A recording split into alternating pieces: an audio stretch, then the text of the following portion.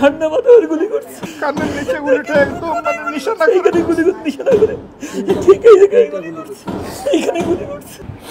ওর sir গুলি করছে sir, একদম স্যার গুলিটা তো দেখে কিভাবে মানে রাইফেল দিয়ে তার বুকে গুলি ঠিকই গুলি করছে।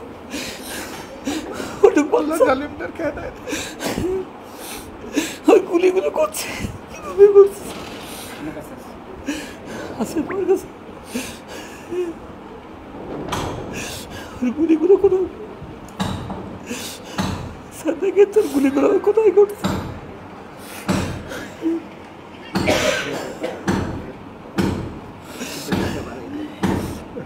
লাইটটা বাড়াই দাও।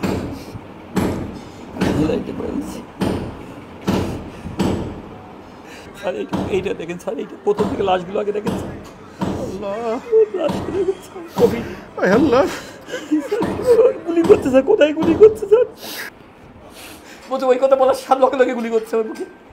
আমরা ওদেরকে কোনো অভিশাপ দিব না, কিন্তু আল্লাহর দরবারে বলবো যে ওদেরকে যেন আল্লাহ হেদায়েত দেন এবং আমাদেরকেও যেন আল্লাহ কামিল হেদায়েত নসিব করে।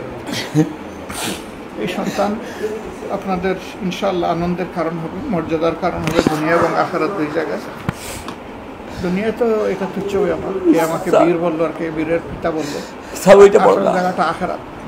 সেই দিন আপনার সন্তান সেজদায় পড়বে বলে আল্লাহ তোমার কুদরতের সেজদায় পড়লো, আমার বাবা মাকে না নিয়ে আমি জান্নাতে যাবো না, আমার ভাই বোনকে না নিয়ে আমি জান্নাতে যাবো না। আল্লাহ আপনাকে 3টা সন্তান দিয়েছিল, অগ্রিম যে পাইলট হওয়ার কথা ছিল পাইলট হিসাবেই তারা নিয়ে গেছে, বাকি 2টা সন্তানকে আল্লাহ তাআলা আপনাদের জন্য চক্ষু শীতলকারী করুন, আমরা দোয়া করি।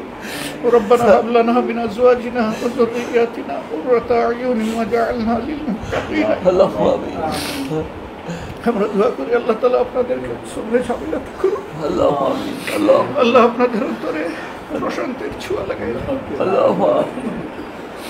এই সন্তানটাকে আল্লাহ আপনাদের সৌভাগ্যের কারণ করে দুনিয়ায়, আল্লাহ আপনাদেরকে তার কারণে, তার রক্তের কারণে, জীবনের কারণে আপনাদেরকে সম্মানিত করুন।